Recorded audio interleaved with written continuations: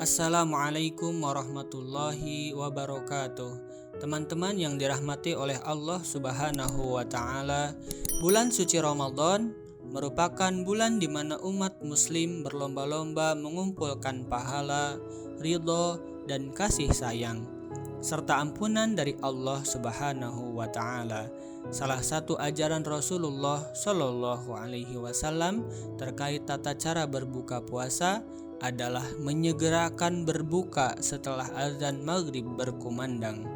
Hal ini sesuai dengan sabda Rasul an Sahli bin Sa'din anna Rasulullah sallallahu alaihi wasallam qala la yazalun nasu bi khairin ma'ajjalul fitra. Dari Sahal bin Sa'ad radhiyallahu an berkata, Rasulullah sallallahu alaihi wasallam bersabda, kaum muslimin akan selalu dalam kebaikan selama mereka menyegerakan berbuka puasa. Hadis riwayat muttafaqun alaih. Membaca doa ketika berbuka puasa juga termasuk amalan kedua sunnah yang perlu diterapkan oleh setiap muslim. Mengapa demikian?